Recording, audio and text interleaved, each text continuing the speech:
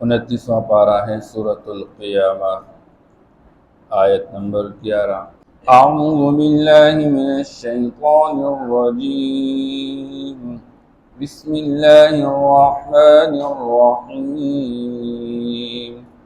کلا لا وزر إلى ربك يومئذ المستقر، ينبأ الإنسان يومئذ بما قدم وأخر، صدق اللہ العظیم۔ ماقبل اس صورت کے اندر اللہ جل شانہ نے قیامت کے حوالے سے بیان فرمایا۔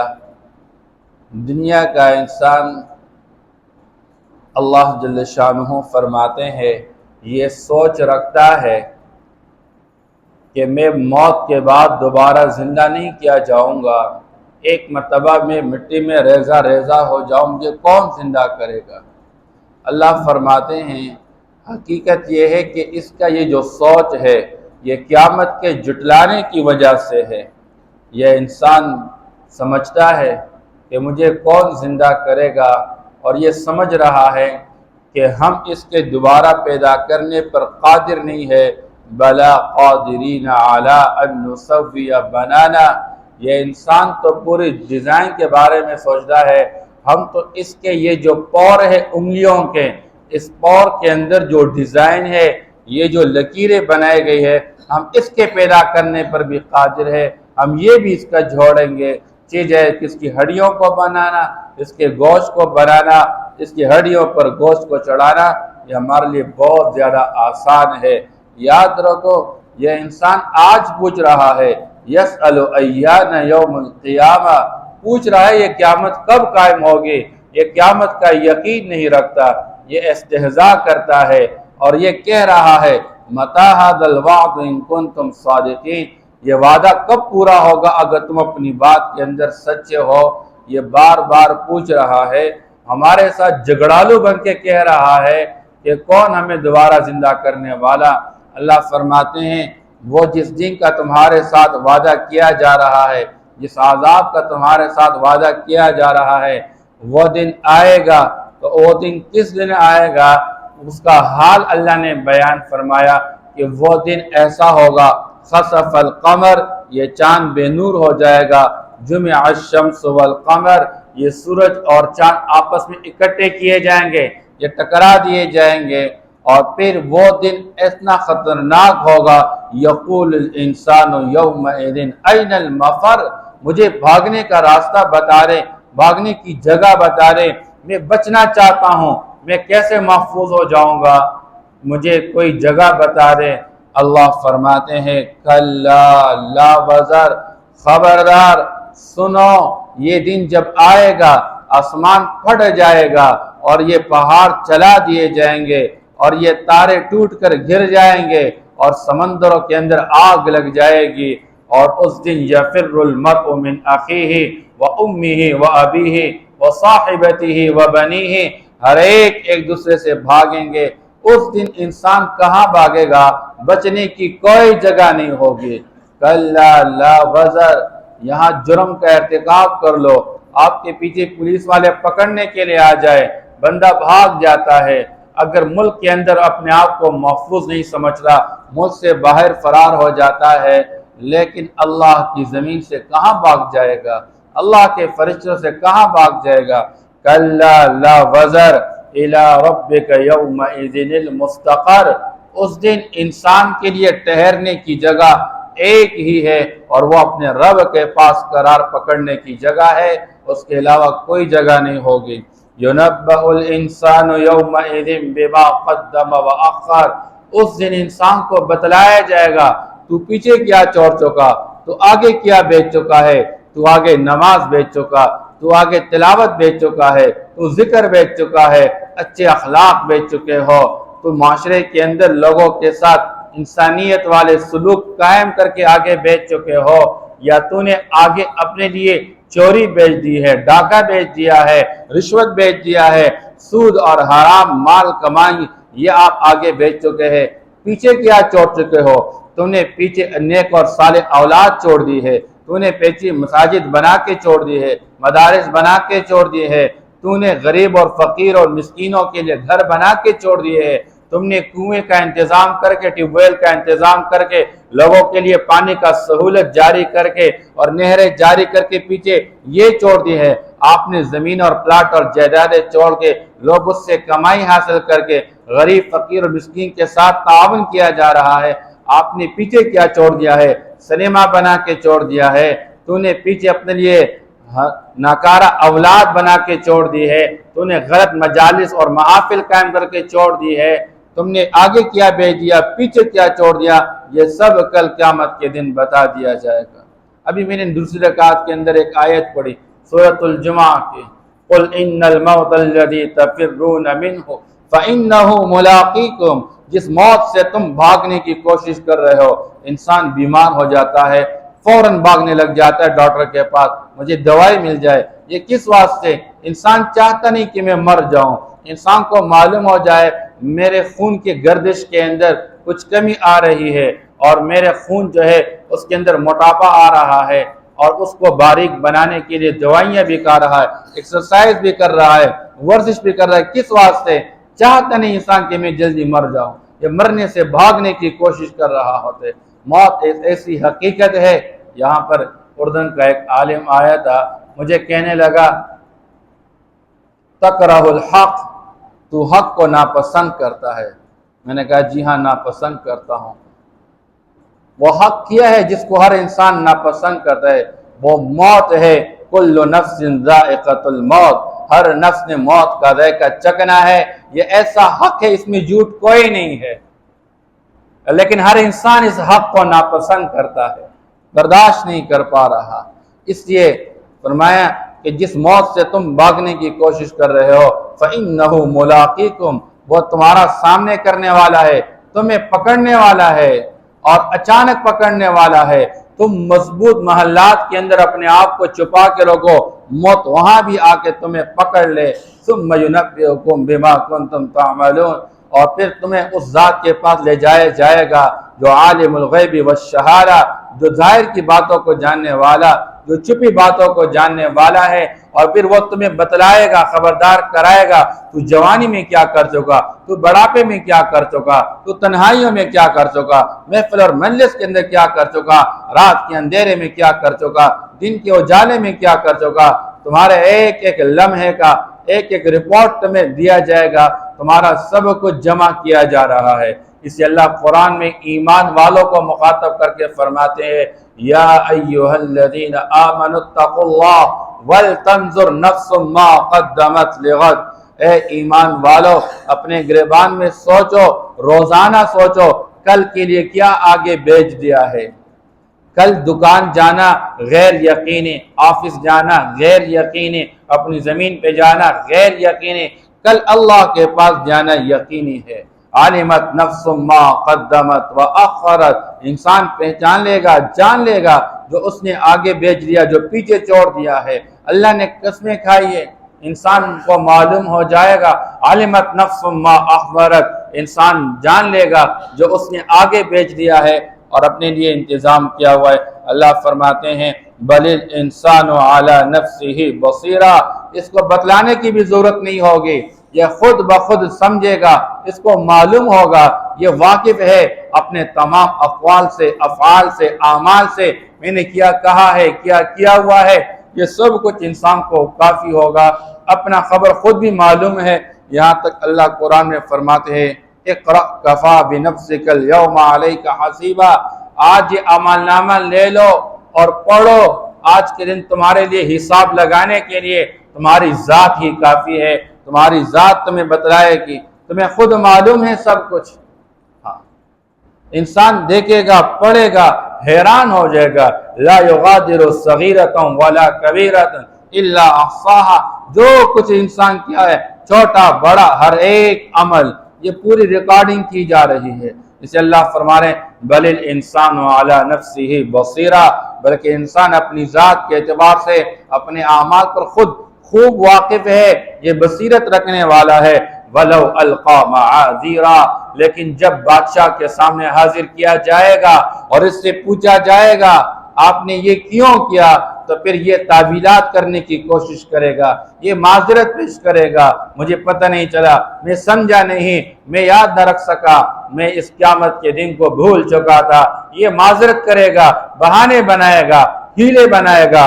وَلَوْ أَلْقَى مَعَاذِيرًا، اگرچہ یہ انسان کتنی معذرتیں پیش کر لے، کتنے ہیلے بنا لے، کتنے بہانے بنا لے، لیکن سب کچھ انسان کے سامنے لایا جائے گا۔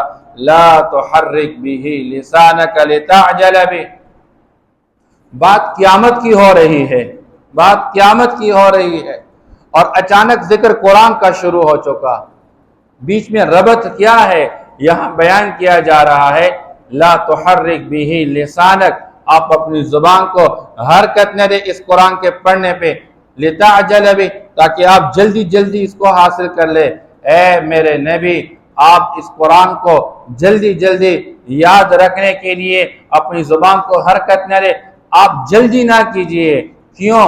اس قرآن کو زبان پہ چلانا اور اس قرآن کو آپ کے دل کے اندر جمع کرنا یہ ہمارے ذمہ ہے، یہ ہماری ذمہ داری ہے۔ اِنَّ عَلَيْنَا جَمْعَهُ، یقیناً اس قرآن کو جمع کرنا ہماری ذمہ داری ہے۔ کہاں پہ؟ آپ کے دل کے اندر، وہ قرآن، اور اس قرآن کو پڑھانا، آپ کی زبان سے اس کی قرات کرانا یہ ہماری ذمہ داری ہے۔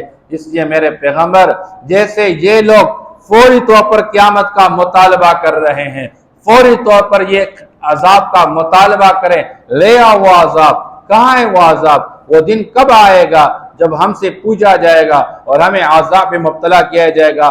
کب ہوگا؟ یہ اس دن کو فوری طور پر طلب کرنا چاہتے ہیں، بلکہ قرآن ایک جگہ یوں کہتا ہے کہ انسان اس عذاب کو اس طرح طلب کر لیتا ہے گویا کوئی بندہ کسی خیر اور بلائی کو طلب کرتا ہے۔ حالانکہ بات ایسی نہیں ہے، یہ فوری طور پر عذاب کا نہ آنا اور فوری طور پر قیامت کے دن کا قائم نہ ہونا اس کا مطلب یہ نہیں کہ ہے نہیں۔ تو اے میرے نبی، جس طرح یہ لوگ جلدی جلدی مطالبہ کر رہے ہیں، ایسے آپ بھی جلدی جلدی اس قرآن کو سمیٹنے کی کوشش کر رہے ہیں، آپ نہ کیجئے، یہ ہماری ذمہ داری ہے۔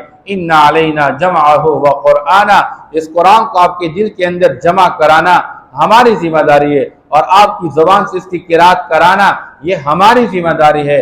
فَإِذَا قَرَأْنَاهُ فَاتَّبِعْ قُرْآنَا، بس جب ہم اس کی قرات کر لیتے ہیں، قرات کرنے والے اس کو قرآن کو کہتے ہیں کلام اللہ، یہ اللہ کا کلام ہے۔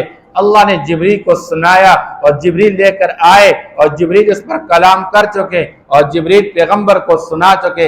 اے میرے نبی، جیسے جبریل ہمارے منشا کے مطابق اس کی قرات کر کے آپ کو سناتا ہے، آپ بھی جبریل کی قرات کی پیروی کیجئے۔ اس سے معلوم ہوتا ہے کہ جب بندہ سیکھنا چاہتا ہے تو بندہ استاد سے سیکھے، بیچ میں اعلیٰ کوئی بھی ہو سکتا ہے، استاد اللہ ہے۔ الرحمن علم القرآن خلق الانسان علمہ البیان، اللہ کے نبی کے استاد اللہ ہے اور بیچ میں واسطہ جبریل کا ہے۔ جبریل براہ راست استاد نہیں ہے، ایک آلہ ہے، ایک واسطہ ہے، ایک سبب ہے پیغمبر تک قرآن کو پہنچانے کے لیے۔ اللہ نے قرآن سکھلایا، اللہ اپنا تعارف کروانا چاہتے ہیں۔ الرحمن علم القرآن خلق الانسان علمہ البیان، اللہ اپنا تعارف کروانا چاہتے ہیں۔ رحمان ذات نے قرآن سکھلایا اور انسان کو بنایا، گویا کہ انسان کو بنانے سے پہلے انسان کو قرآن کی تعلیم دی ہے، حالانکہ جب تک انسان کا وجود نہ ہو اس کو تعلیم کیسے دے؟ یہ اللہ پاک سمجھانا چاہتے ہیں کہ انسان کے اندر انسانیت کا پیدا ہو جانا یہ قرآن کے ساتھ جوڑا ہوا ہے۔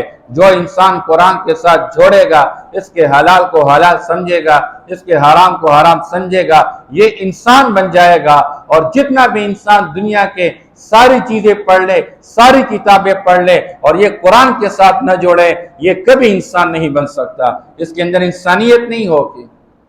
یہ پیٹ کا پجاری بنے گا، یہ دنیا کی حکومتوں کا پجاری بنے گا، یہ اپنی تعلیم سے کوئی فائدہ حاصل نہیں کرے گا۔ اس لیے انسانیت کو وجود دینے کے لیے قرآن سب سے بڑھ کر، اور اللہ فرمان ہے میرے نبی آپ جلدی نہ کیجئے، بس ہم جس طریقے پہ جبریل کو بھیجتے ہیں وہ جس طرح پڑھتا ہے آپ پڑھتے جائیں۔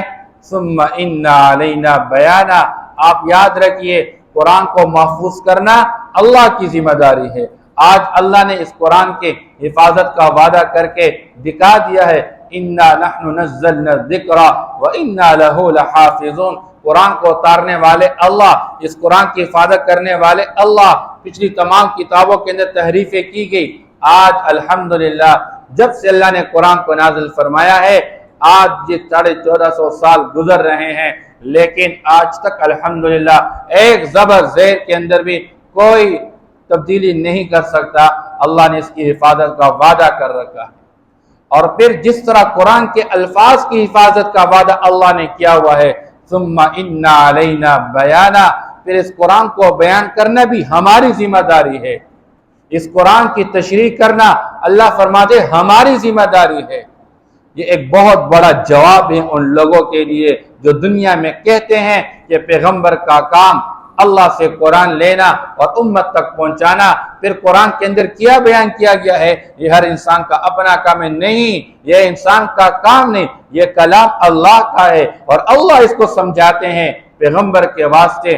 اللہ نے قرآن کی تشریح پیغمبر کو بتلا دی، اور پیغمبر نے اپنے احادیث کے ذریعے امت کو اور صحابہ کرام رضوان اللہ تعالیٰ اجمعین کو قرآن کے تمام تفاصیل بتا دیے ہیں۔ اب صحابہ نے جو تفصیل بتا دی ہے وہی معتبر ہے، نہ کہ آج کے دنیا کے انسانوں کی۔ آج لوگ موبائل پہ بیٹھتے ہیں اور نیٹ اور فیس بک اور یہ میڈیا کا دور ہے، اپنی طرف سے قرآن کی تشریح کرتے رہتے ہیں۔ اللہ خود فرماتے ثم ان علینا بیانا، اس قرآن کے اندر کیا بتایا گیا ہے اس کی وضاحت ہمارے دل میں ہے، اس لیے اللہ نے پیغمبر کو تفصیلات بتا دی اور پیغمبر نے صحابہ کو، اس لیے آج قرآن کی وہ تفسیر معتبر ہوگی جو تفسیر صحابہ سے منقول ہے۔ پھر صحابہ نے تابعین کو یہ باتیں بتلائی، تابعین نے تبع تابعین کو، اس لیے آج ہمارے پاس یہ قرآن محفوظ ہے، اور قرآن کی تشریح وہ احادیث کی شکل میں محفوظ ہے، اور احادیث کی تشریح وہ صحابہ کی مبارک زندگی ہمارے پاس محفوظ ہے۔ اگر آج میں کہتا ہوں کہ آپ صلی اللہ علیہ وسلم نے یوں بیان فرمایا، تو میں بتا سکتا ہوں کہ مجھے کس نے سنایا، اور اس کو کس نے سنایا، اور اس کو کس نے سنایا، اور اس کو کس نے سنایا۔ یہ تمام واسطے آپ صلی اللہ تعالیٰ علیہ وسلم تک آج ہمارے پاس محفوظ ہے۔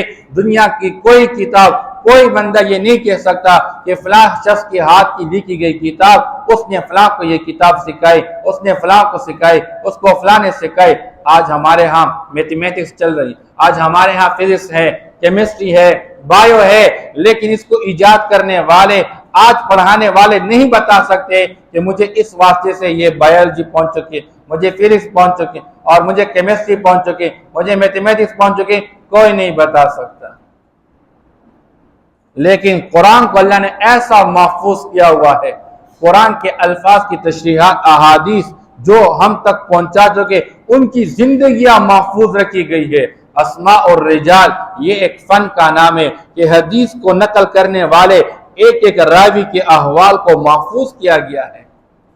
اللہ نے حفاظت کا وعدہ لیا ہوا ہے، اس لیے ایسی کوئی عام باتیں نہیں ہے کہ جس کے جی میں جو آیا وہ کہہ چکا اور بتا چکا، نہیں، قرآن وہ معتبر جو اللہ کے رسول کے۔ اچھا، بعض لوگ یہ بھی کہتے ہیں، عجیب بات ہوتی ہے، او جی ہم قرآن مانتے ہیں لیکن قرآن کے علاوہ کوئی چیز نہیں مانتے۔ وہ جس کے علاوہ جو چیزیں ہیں وہ جنہوں نے پہنچائی ہیں، تو انہیں تو قرآن بھی ہمیں پہنچایا ہوا ہے، اب اس کا انکار کر تو پھر قرآن کا بھی انکار کر لو۔ اس کے انتہائی نازک دور سے آج ہم گزر رہے ہیں۔ کچھ دانشور اپنے آپ کو قرآن کے بڑے ماہر سمجھ کر اور الٹا مولویوں پر داغ لگائے، او جی مولویوں نے قرآن کو مشکل بنا دیا، اس قرآن کو سمجھنے کے لیے نحو و صرف کی کوئی ضرورت نہیں ہے، یہ گرامر کی کوئی ضرورت نہیں ہے، حالانکہ یہ ساری چیزیں تب سمجھ میں آئے گی، آپ قرآن کا ترجمہ کر نہیں سکتے بغیر گرامر کے۔ کلا بل تحبون العاجلہ، یہ دنیا کا انسان یہ آخرت کو جھٹلاتا ہے۔ اللہ فرماتے ہیں وجہ کیا ہے؟ ہرگز ایسا نہیں کہ قیامت ہے نہیں، عذاب ہے نہیں، یہ سب کچھ ہے، لیکن حقیقت یہ ہے بل تحبون العاجلہ، تم جلدی والی زندگی کو پسند کرتے ہو، تم دنیا کی ڈگریاں اور دنیا کے عہدے اور دنیا کی کوٹریاں اور دنیا کی حکومتیں اور دنیا کا ساز و سامان تمہیں یہ اچھی لگی ہوئی ہے، تم اس کو جمع کرنے میں لگے ہوئے ہو اور اس کو جمع کرنے کے لیے تم آخرت کو جھٹلاتے ہو، تم یہ سمجھتے ہو کہ دنیاوی زندگی اصل ہے۔ اللہ فرماتے ہیں نہیں، دنیاوی زندگی اصل نہیں ہے، یہ تو مٹ جانے والی، یہ ختم ہو جانے والی، یہ فانی ہے، آخرت باقی ہے۔ وَتَذَرُونَ الْآخِرَةَ، تم آخرت کو چھوڑ لیتے ہو۔ آج 5 مرلے پلاٹ کو حاصل کرنے کے لیے 50 لاکھ روپیہ چاہیے، حلال نہیں ہے، حرام کما رہے ہو، رشوت کے ذریعے، سود کے ذریعے، دھوکے کے ذریعے، چوری کے ذریعے سے، ناجائز منافع کے ذریعے پیسہ جمع کرا کے 5 مرلے کا پلاٹ خرید لیتے ہیں، اور اس 5 مرلے پلاٹ کو بنانے کے لیے ٹائل چاہیے، ماربل چاہیے اور فلاں چیزیں چاہیے۔ اب حلال نہیں ہے، حرام کے ذریعے آخرت کو جھٹلا کے، موت کو جھٹلا کے، موت کے بعد کی زندگی، قبر کے اندھیروں کو جھٹلا کے، اور قیامت کے دن کے وہ پسینے جس میں انسان کوئی ٹخنے تک ڈوبا ہوگا، کوئی گھٹنے تک ڈوبا ہوگا، کوئی ناف تک ڈوبا ہوگا، کوئی کان کے لو تک ڈوبا ہوگا، اس دن کے سخت مناظر کو انسان بھول جاتا ہے، اور یہ دنیا کے اندر دنیا کی چاہت اور محبتوں میں لگ کے یہ انسان دھوکہ کھا جاتا ہے۔ دنیا دار من لا دار لا، یہ تو اس کا گھر ہے جس کا آخرت میں گھر نہیں۔ ومال من لا مال لا، یہ اس کا مال جس کی آخرت میں مال نہیں۔ ولہا یجمع من لا عقل لا، یہ تو وہ جمع کر رہا ہے جس کی عقل ہی نہیں ہے۔ اس لیے آپ صلی اللہ علیہ وسلم نے فرمایا من احب دنیاہ اضر بآخرتہ، جو دنیا کو محبوب بنائے گا اور یہ آخرت کو چھوڑ بیٹھے گا، یہ اپنی آخرت کا بہت بڑا نقصان کر ڈالے گا۔ اس لیے دنیا میں انسان کے پاس ضروری تو نہیں ہے ہر ایک کے پاس ویگو گاڑی ہو، ہر ایک کے پاس ہونڈا ہو، ہر ایک کے پاس پریمیو ہو، ضروری نہیں ہے۔ کوئی بندہ بغیر سواری بھی زندگی گزار چکا، اس کے بارے میں کوئی نہیں کہتا کہ یہ بڑا بدقسمت انسان تھا، یہ دنیا سے چلا گیا، اس کے پاس گاڑی کوئی نہیں تھی۔ کوئی یہ نہیں کہہ سکتا یہ بڑا بدقسمت انسان تھا اور یہ دنیا کے اندر زندگی گزار چکا، اس کے پاس بحریہ ٹاؤن کے اندر پلاٹ نہیں تھا۔ نہیں، یہ عیب کی بات نہیں ہے۔ آپ کچے مکان کے اندر زندگی گزار چکے، آپ ایک سائیکل پہ زندگی گزار چکے، لیکن آپ کے پاس ایمان ہے، اعمال صالحہ، یہ کامیاب زندگی ہے۔ آپ صلی اللہ علیہ وسلم نے فرمایا جس نے دنیا کو ترجیح دے دی، من احب دنیا اضر بآخرتہ، یہ آخرت کا بہت بڑا نقصان کر چکا، اس نقصان کی تلافی کوئی نہیں کر سکتا۔ پھر انسان اس دن چاہے گا یہ ساری دنیا کی زمین سونے سے بھر کے یہ میں دینے کے لیے تیار ہوں، میری جان چڑھا دے، پھر کوئی کافی نہیں ہوگی۔ وَمَنْ أَحَبَّ آخِرَتَهُ، اور جس نے آخرت کو ترجیح دی، آخرت کے اعمال کو، وہاں کام آنے والے اعمال، وہ نماز، وہ روزہ، وہ زکوٰۃ، وہ حج، وہ حلال کمائی اور اچھے اخلاق اور رشتوں کو جوڑنا، یہ انسان اس کو ترجیح دے چکا، تو ممکن ہے اس کی وجہ سے اضر دنیا، وہ دنیا کا تھوڑا سا نقصان تو کر ڈالے گا، لیکن حضور نے فرمایا فَآثِرُوا مَا يَبْقَى عَلَى مَا يَفْنَى، جو ہمیشہ کے لیے باقی رہنے والی زندگی ہے آپ اس کو ترجیح دیجئے اس مٹ جانے والی دنیا کے مقابلے میں۔ آج کی دنیا کی لذت اور خواہشات یہ پورا ہونے والی ہیں، لذت اور خواہشات کے پورا ہونے کا محل آخرت ہے۔ تو اللہ فرماتے ہیں انسان بھی بڑا عجیب ہے، یہ فوری طور پر جو چیز ملنے والی ہے اس کو ترجیح دے رہا ہے، اس سے محبت کا مظاہرہ کر۔ وَتَذَرُونَ الْآخِرَةَ، تم آخرت کو چھوڑ، حالانکہ وہ دن کون سا ہے؟ وجوہ یومئذ ناظرہ الی ربہا ناظرہ، کچھ لوگ اس دن تر و تازہ خوشحال ہوں گے اور اپنے رب کی طرف دیکھنے والے ہوں گے، لیکن کچھ چہرے اداس ہوں گے۔ ووجوہ یومئذ باسرہ، تو لازماً وہ رب کے ملاقات سے محروم ہوں گے۔ انہم عن ربہم یومئذ لمحجوبون، ان کو پردے میں رکھا جائے گا، ایک حائل ہوگا، وہ کبھی اپنے رب کا دیدار نہیں کر سکیں گے، اور مومن اپنے رب کا دیدار کرتا رہے گا۔ لاکھوں سال گزر جائیں گے، 25 لاکھ سال تک بندہ اپنے رب کو دیکھتا رہے گا، لیکن انسان تھکے گا نہیں اور انسان سیر نہیں ہوگا اپنے رب کو دیکھنے سے۔ آپ صلی اللہ علیہ وسلم نے فرمایا تم بتاؤ تو صحیح، یہ جو چاند نظر آتا ہے، چاند کے دیکھنے میں تمہیں کوئی اشتباہ ہوتا ہے؟ میں نہیں، جس طرح چاند کو تم دیکھتے رہتے ہو، قیامت کے دن اپنے رب کو بھی یوں دیکھتے رہو گے۔ لیکن ایمان والا دیکھے گا، جو ایمان سے خالی ہوگا وہ رب کی ملاقات سے محروم رکھا جائے گا، اس کے درمیان حائل لگا دیا، پردے ڈال دیے جائیں گے۔ رب کی ملاقات میں کر سکے گا، رب رحمت کی نگاہ سے دیکھے گا نہیں اس کو، وَلَا يَنظُرُ إِلَيْهِمْ، اللہ رحمت کی نگاہ سے کو دیکھیں گے نہیں۔ اس سے اللہ فرماتے ہیں وَوُجُوهٌ يَوْمَئِذٍ بَاسِرَةٌ، قرآن نے اس کو مختلف انداز میں بیان کیا، وجوہ یومئذ خاشعہ عاملۃ ناصبہ، کچھ لوگ ذلیل ہوں گے قیامت کے دن، وجوہ یومئذ، اللہ فرماتے ہیں کچھ لوگ وہ ہوں گے کہ تر و تازہ ہوں گے، ناعمہ، خوش و خرم رہیں گے، کچھ لوگ اللہ قیامت کے دن فرماتے ہیں علیہا غبرہ، اس پر گرد و غبار ہوگا، ترہقھا قطرہ، ذلت کی سیاہی چڑھتی ہوگی ان لوگوں کے چہروں پر، تظن ان یفعل بها فاقرہ، اللہ فرماتے ہیں وہ جو کچھ لوگ اداس ہوں گے وہ اپنے کارنامے دیکھ کر، اپنے حالات دیکھ کر، اور قیامت کے دن کے جو سختیاں ہوں گی وہ دیکھ کر خود فیصلہ کریں گے، ان کو یقین ہوگا ان کے ساتھ ایسا عمل ابھی کیا جائے گا جو ان کے کمر کو توڑ ڈالے گا، کمر توڑ سلوک کیا جائے گا، فاقرہ، کمر کو توڑنے والا سلوک کیا جائے گا ان کے ساتھ۔ اللہ ہم سب کی حفاظت نصیب فرمائے۔ کلا لا وزر، ہرگز ایسا نہیں، یا خبردار کوئی بچنے کی جگہ نہیں ہوگی، الی ربک یومئذ المستقر، آپ کے رب کے ہاں اس دن قرار پکڑنے کی جگہ ہوگی، یُنَبَّأُ الْإِنسَانُ يَوْمَئِذٍ بِمَا قَدَّمَ وَأَخَّرَ، اس دن انسان کو بتلایا جائے گا، انسان کو خبردار کیا جائے گا ان تمام افعال اور اقوال اور اعمال سے جو اس نے آگے بھیج دیے ہیں اور یا وہ پیچھے چھوڑ چکا ہے۔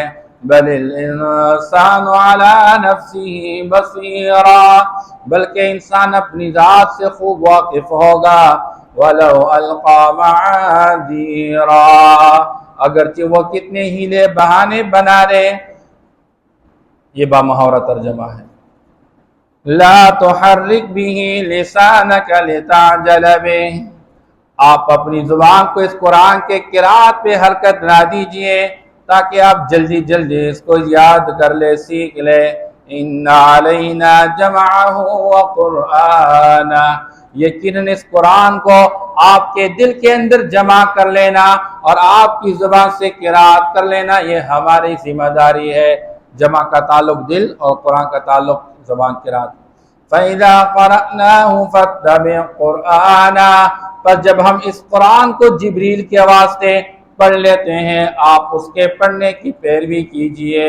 ثُمَّ إِنَّ عَلَيْنَا بَيَانًا، پھر ہم یقیناً ہمارے ذمے اس کی وضاحت کرنی ہے، اس کا بیان کرنا ہے۔ کَلَّا، ہرگز ایسا نہیں، بل تحبون العاجلہ، بلکہ تم دنیاوی زندگی کو چاہتے ہو، بلکہ تم فوری طور پر جلدی والی زندگی سے پیار کرتے ہو، وتذرون الآخرہ، اور تم بعد میں آنے والی یعنی آخرت کو چھوڑ بیٹھتے ہو۔ وجوہ یومئذ ناظرہ، اور کچھ چہرے اس دن تر و تازہ ہوں گے، الی ربها ناظرہ، اپنے رب کی طرف دیکھنے والے ہوں گے۔ وَوُجُوهٌ يَوْمَئِذٍ بَاسِرَةٌ، اور کچھ چہرے اور کچھ لوگ اس دن اداس ہوں گے، تَظُنُّ أَن يُفْعَلَ بِهَا فَاقِرَةٌ، ان کو یقین ہوگا کہ ان کے ساتھ کمر توڑنے والا سلوک کیا جائے گا۔ صدق اللہ العظیم۔